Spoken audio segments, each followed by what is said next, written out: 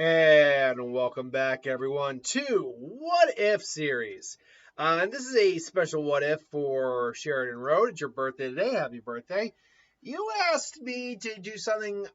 So, I, on general principle, don't normally redo What Ifs.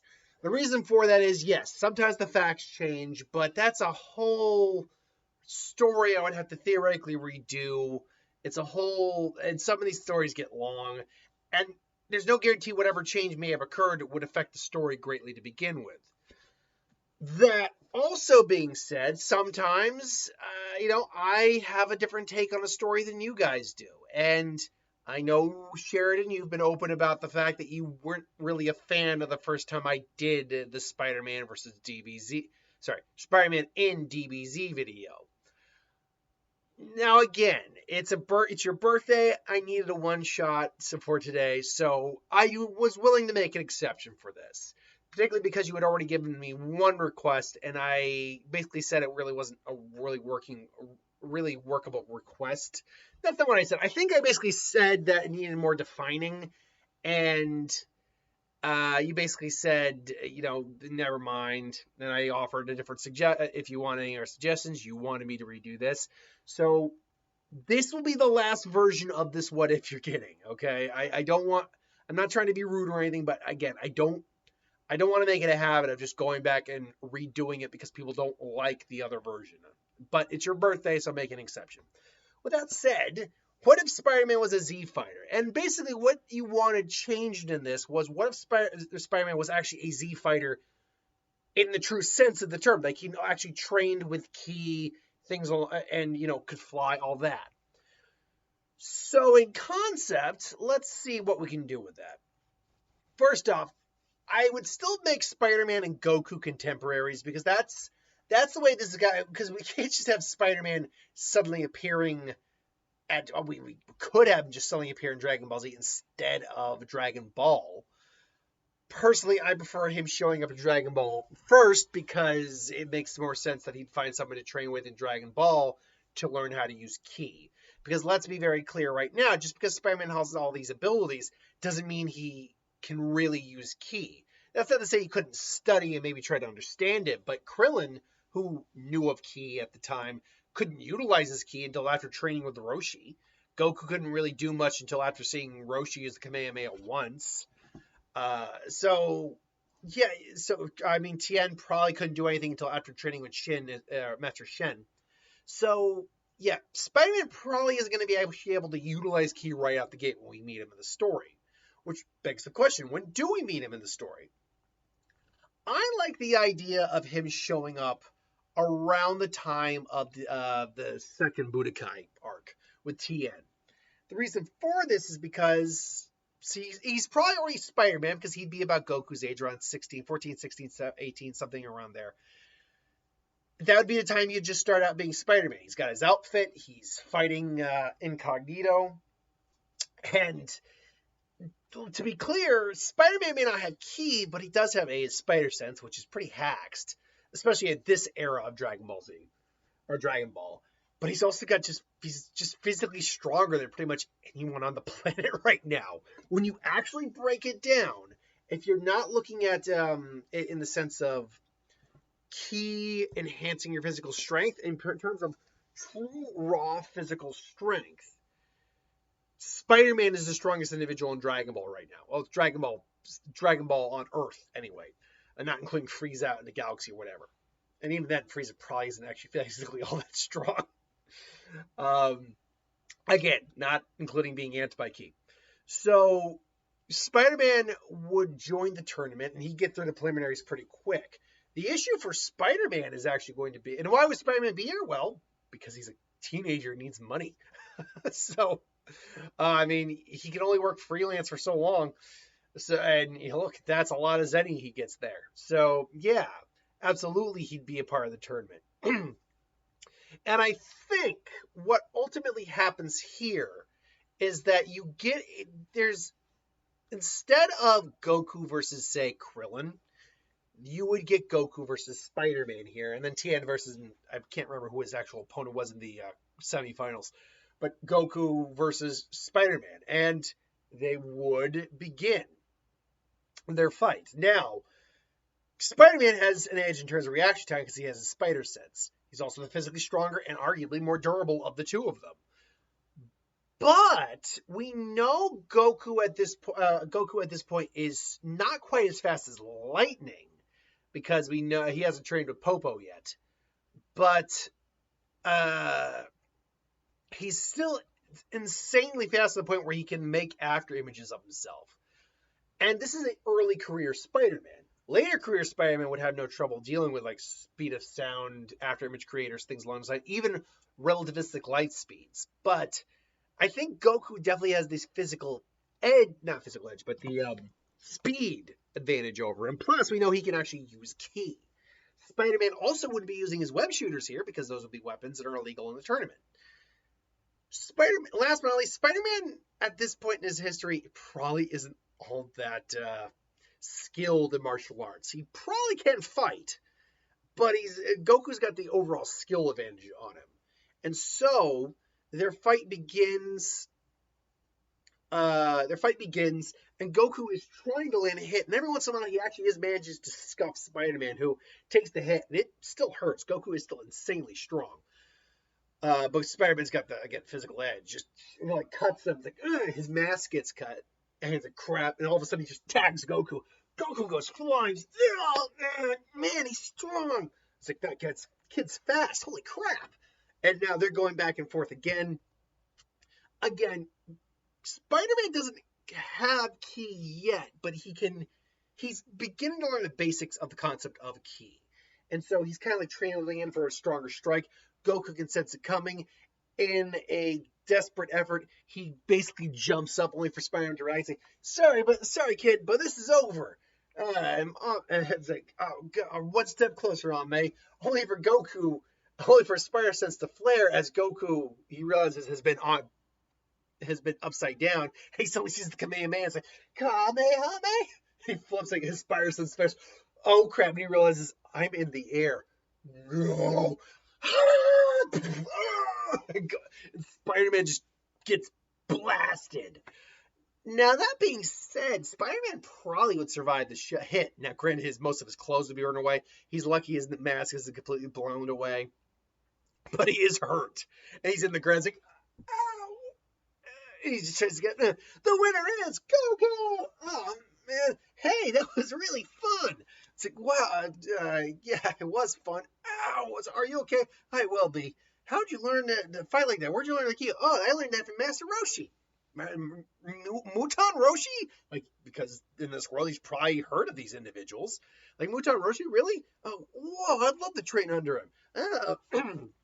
Hey, Master Roshi, this guy wants to train you. Oh, is that right? You want to train in the Eternal style? Well, for a boy called Spider-Man, that seems a little counterintuitive. Please, I'd be willing to train anything to improve myself. Please. Well, I don't have. It's been a while. Wow, since I had so many students in my career. But I don't know. I don't see why not. And so Goku goes on to have his fight with Tien. That goes the same. But now we get Spider-Man spending the next couple of years training with Master Roshi. You would have the King Piccolo arc happen, and I think with the King Piccolo arc, obviously Spider-Man would train with Roshi after the King Piccolo stuff because that's happening directly afterwards. Spider-Man now has his web shooters, does try to help out. His webs are strong enough to bind people. He even binds some of Piccolo's minions. Piccolo is a different beast entirely. Spider-Man, though, does try to help out, and is still physically stronger than Piccolo, particularly this old Piccolo. And so when he gets in close, he and Piccolo are actually legitimately duking it out. And Piccolo even takes a major shot, but ultimately he tags Peter with one of his eye beams. It misses lethal points, but does tag his shoulder and kind of goes limp. Like, Goku comes in to help him. They get out of there as Goku gets his ass kicked. And so Spider-Man has to play a little bit of the back seat for a while. We cut to the next tournament where Goku has been training. Spider-Man has been training. Now, this is now where it's going to get important to figure out where Spider-Man's power level is. Spider-Man basically decides Spider-Man wants to participate. Peter doesn't want to participate. But Roshi says, no, this one will not be your tournament, son. You'll have to wait a bit longer. And actually, you know what it would be? I think Spider-Man wasn't able to join this tournament because he still lives in the equivalent of New York here and still has to deal with his own problems. That's why he became Spider-Man. So he, unfortunately, regrettably has to miss this tournament. But the training with Roshi has been a boon to him as he does finally learn the basis of Ki, actually how to show fire and energy blast, and even knows the Kamehameha. Now, how strong is he? Ki is based on your... Ki is difficult to quantify a lot. It's based partly on your physical state and your spiritual state as well. Physically, his Ki would be next to none. Like, he's the strongest guy on the planet right now. Goku eventually would eclipse him. In fact, most of the Z fighters hypothetically would eclipse him for, like, physical strength. At least the Saiyans and Namekians would. But the other side of it, the other coin of how Ki works, I don't know. I will say this. Given the fact that physically he still trounces Goku, who's around 220 right now, I would say if we're going with the idea that he's probably, physically speaking, at least 5 times stronger than Goku right now, minimum. But that Goku, that the other half, be it spiritual, mental, whatever, maybe isn't as powerful as Goku. We'll say 5 times. I'll even go as far as say 10 times. What Goku's base would be right now, but divide that by about 75%. Now, why is that important? Because I think it's more than 50% because of the lack of the other side of the coin for Ki right now. Peter's an intelligent guy, but he's not. What's the best way to put it? He's busy not just with training, mind you, but he's busy trying to do everything else. He's kind of like Krillin in that regard. Remember, Krillin was actually the second strongest human on the planet. Tien was actually stronger than Krillin initially. So I think that's kind of how it's kind of breaks down. His physical condition gives him a huge edge over Goku, though. Which, doing the math real quick, 260 times 10, well, that's 260. Now you divide that by 75, that comes out to 8, and then. Just doing the math real quick in my head here. 8 and then, that's 50. Okay, so 850. 850. Then you do that. So he'd come out to about 1,750 for a power level, which still by far makes him the strongest individual on the entire planet. And can easily trump even Raditz right now. Now, there is a catch right now, though. He has not learned how to fly yet, because the majority of the Z fighters hadn't learned how to fly at this point. It wasn't until after training with Kami and Roshi, Kami and King Kai, that everyone was now flying at that point. But he can sense the new Piccolo's powers. Like, I should help him, but he can sense Goku's powers. Like, Goku should be able to handle this, as he's fighting his equivalent of a Spider-Man villain in his world. Goku wins the day. Everything's all set in stone. Eventually, though, you get the 5-year time skip. Spider-Man keeps training, but one of the things he does do is he does meet up with Goku after the fact, and they start training together. Basically, Spider-Man is Goku's new training partner at this point. Now, because Spider-Man is so many leagues ahead of Goku, he's not going to be gaining as much out of this training, except for technique. Like, Goku's going to be teaching him proper fighting technique more than anything else, whereas Goku has this giant wall to overcome in Spider-Man right now. So Peter might ultimately even out to an even 2,000. Goku's going to get a big bump, though, to at least, I'm going to say 800, maybe even $1,000. Spider-Man still completely whoops his ass, but Goku has had a lot of time to increase his abilities. Plus, Peter is a very nice guy, even offers to babysit Gohan occasionally. Chi-Chi really likes him. He's a smart, respectable young gentleman. And Spider-Man even comes to the point where he even trusts them to... he trusts them enough to reveal his secret identity to them. So, they know him as Pete, but they call him try to remember to call him Spider-Man when he's got the outfit on. Time goes by still, and Pete is a good enough guy he can even ride Nimbus. He's still using his webs, because he still hasn't learned flight yet. Raditz shows up. And Pete's taking it is there for the arrival. You know what, Pete's again, because Spider-Man has to also surveil his own city. This is one of those things where Spider-Man is probably absent from the group a lot, but he shows up when he's needed. Like he's a reliable guy. Um, so again, Pete can sense the power that Raditz has, and he can sense that Goku isn't as strong, but he is still pretty strong. Add on the fact that Piccolo really hasn't had much of a really hasn't had much of a chance to do any extra training because Goku wasn't any stronger when they fought. And so Piccolo's still the same level of power. Rad shows up, threatens Kakarot, what are you doing? He just whips Krillin's ass. Krillin! And he tries to whip Goku's ass. Remember, Goku keeps his power suppressed with those way of training clothes in the beginning, which sealed about a quarter of his power, which would mean, I think it's actually a little over a quarter, because I think, yeah, it's sealing roughly about a quarter, give or take, maybe just a little above. So his Raditz reads Goku's power, it's like 700. So even though he's still confident he can one-shot Goku, or he can beat Goku, one-shotting him is probably not going to happen, considering that Raditz's power is documented at 1500, but it's actually believed it was only about 1200, but it is documented at 1500. So Goku is almost half as strong as Raditz. Raditz still does get the one-up on him real quick, but Goku does shake it off and give chase along with Piccolo. They take their way in training clothes off. Piccolo actually does kind of when he senses Goku's power, and Raditz is actually like, your power's at 1,000 Kakarots. That's impressive. Of course, you're still not going to be able to beat me, little brother. Me, your power's not everything. And they're both going at him because his power is much higher here. Goku is actually pressing his brother pretty hard. Unfortunately, this is still going to be one of those cases where Goku is going to have to sacrifice his life because Spidey, unfortunately, isn't able to get there in time. He can sense the power difference, and he tries to get there, tries to help, even calls for Nimbus, who is helping out, who comes to Spider-Man when he needs him too, because he's a good guy. But ultimately, he's not able to get there in time. And so, they're mourning Goku's loss. They are also told the Saiyans are going to come. Piccolo steals Go on before Spider-Man can even react. Because he didn't sense it as danger, because Piccolo's intent isn't dangerous.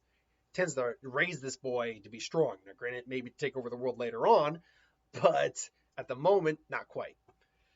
And so, the training begins. Eventually, they all learn how to fly, including Goku. But the big thing here is power level. Because Spider-Man's there, they're actually able, first off, I think, to beat those two Saiyans in the pendulum room, was it? They're able to actually beat those two Saiyans, which actually means they're able to push themselves harder in the training than before, which means everyone's getting a major boost. Even Piccolo is going to be stronger here because he saw how strong Goku was. I don't think it'll be by a huge margin, but I think it'll be like maybe 4,000 in total versus 350. Gohan will be a little stronger for that as well. All the humans, including Spider-Man, are going to be much stronger here. Spider-Man's probably easily cleared at least also about Piccolo's levels also. They're both probably roughly equal, but now Spider-Man's also gained his ability to fly, so he no longer needs his web shooters. However, he probably keeps them just for an extra trick and used for cool key techniques. For instance, he could probably funnel key through his web and then just blast them with the key blast. Kind of a little Miles Morales, actually. But everyone else, Tien is probably more like around 250, maybe even 3,000. Chaozu is probably hitting $1,000. Krillin's probably hitting at least 1,700. Yamcha's maybe hitting $2,000. Goku is probably around Vegeta's level at this point. He's already at 1,000. He gained almost a times 20 from his original base training there, plus travel and Zenkai. So, yeah, it would make sense. He's probably close to Vegeta's level. At least maybe like 15,000. So it means he probably has a higher grade of Kaioken. The Saiyans ultimately show up, and initially, first off, to take on the Cybermen, no problem. But Spider-Man is able to enhance his webbings with his ki to bind Nappa down. This gives everyone time to just blast Nappa outright. Piccolo even charges up his special beam cannon. And Vegeta puts on the scouter to see that the power for Piccolo is rising exponentially. And I believe it's like 2 or 3 times that we saw his power. Actually, it was like 4 times almost. So his power is rising almost to like over 12,000. And Vegeta's like, Nappa, get out of there! And so Nappa is powering up to his full power right out the gate. And it is unfortunately more than what his Spider-Man's weapons holds. I can't hold it any longer. Got it! And it blasts, and Nappa needs to boom, and just it just gets his entire other side caved down. Just you're dead. You're all dead. Just boom, blast the energy blast. Go on, still frozen. Piccolo gets in the way, but luckily Spider-Man's able to yoink them out with his webbings. But the blast knocks them all back. Just, and then Nappa comes. Spider-Man can't keep up with him at this point. Just boom! Because his power's very much eclipsing him. And just boom! And so it's like, you're dead. And Spider-Man's just struggling. All of a sudden, Goku shows up. Finally. And the day is shaved. Or is it? As Goku completely makes mincemeat of Nappa. Quickly overwhelms Vegeta as well. Vegeta would go into Ozaru. Even if Goku maxed out his Kaioken to ×5, which would be his new limitation right now, it really wouldn't matter that much. He'd only be at 75.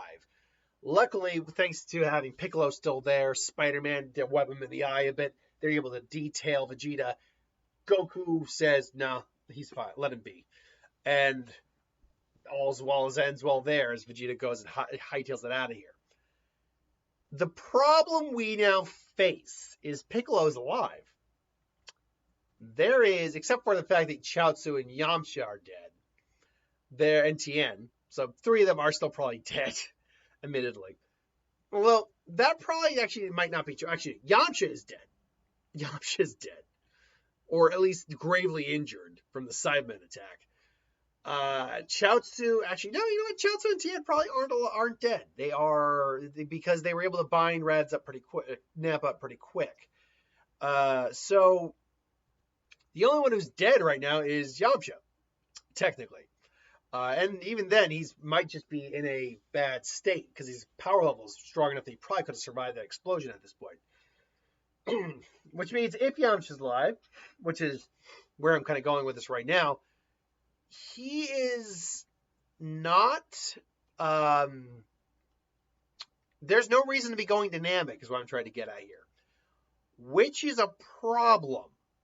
Because eventually, first off, Frieza's going to go try to look for Dragon Balls in Namek. They're not going to work. Vegeta's going to have to play, okay, should I tell him to go to Earth or should I try to steal Dragon Balls here? When he finds out the Dragon Balls can't work, he basically comes in loyal and tells him that Dragon Ball was on Earth, my lord. And so, yeah. So they would be going to Earth. King Kai would be warning them about Frieza coming. And the best they can hope for is to train in the Hyperbolic Time Chambers. Really, that's it. And Goku's only got 1 more go in this lifetime. Actually, no, that's not true. He's got 2 more goes in this lifetime. So the problem is the fact that even if we gave Goku the benefit of the doubt, who's the strongest of them right now, and Spider-Man the benefit of the doubt, and Piccolo the benefit of the doubt, even if I gave them 20 times, 40 times even, let's go 40 times on their power level right now, Goku would barely manage to be beaten base form Frieza. Even if and remember, being a human means he doesn't progress the same way that Saiyans do. He's just not going to have those boosts. But even if I gave Spider-Man a similar 40 times boost, he'd only be at 160 grand. And at this point, we're not talking about sub-light speeds, especially with the higher level figures. Frieza certainly wouldn't be staying in this base form very long. He'd be going definitely to at least his second to third form. Goku's max output with the Kaioken, even if I made it all the way to Kaioken times 20, would only be 12 million. And Frieza probably would not let that happen. So unfortunately, here at this point, this is sadly where the story would end, because Spider-Man being there, I think, would be very advantageous in the early starts of the series. As I said, he is the physically strongest of them up until probably the Cell arc. We do get Goku's strength output when he's training for the other world in the other world for the tournament in the Buu arc, that he can lift up to about 40 tons in his base, and then Super Saiyan made it he said it'll be too easy. So we know after that point, Spider-Man is no longer the physically strongest. But the physical strongest, I mean, yes, Spider-Man is able to do a lot, and maybe he could deliver a decisive, serious blow on Frieza, but Frieza eventually will very quickly turn into one of his more powerful transformations, and literally just raises the entire area. So unfortunately, with that, Frieza would either get his wish or wipe out the planet. Eventually, Buu would be found, assuming, I mean, we know his capsule's floating in space somewhere, at least in this scenario. Buu would be found, and then Bobby would wake him up. He'd just start going on a complete another annihilation of the galaxy, and eventually Beerus would either wake up or Zeno would just say, wipe it all out. So, yeah, unfortunately, it doesn't really end that well.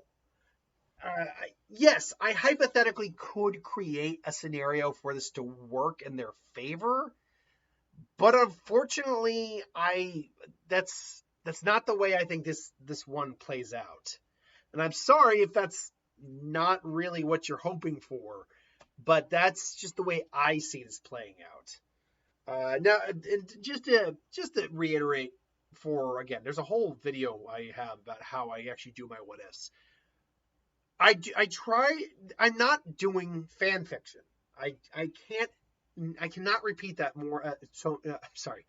I cannot repeat that enough. That what I'm doing qualifies as fan fiction, but I am not writing a fan fiction. I am not doing a fan fiction where anything can happen, because that's not the basis of a what if. You can add some what if fantasy elements or fanficky elements in there, 100%. But that's not what I'm doing. I'm not just going to create something for the sake of a story that I'm doing. I do want to try to keep true to the nature of the what if. Any changes that come from the what if are completely fine, and every once in a while I'll add some flavor into it. But that's not what I'm doing. So that's the end of this what if. I'm not doing it a third time. So if this did not work for you, I do apologize. But happy birthday regardless. So I hope everyone has a good holiday, and I just hope you like this. Anyway, I digress. Thank you for watching. Hope you enjoyed. Like, comment, share, subscribe, and I'll see you folks next time. Later.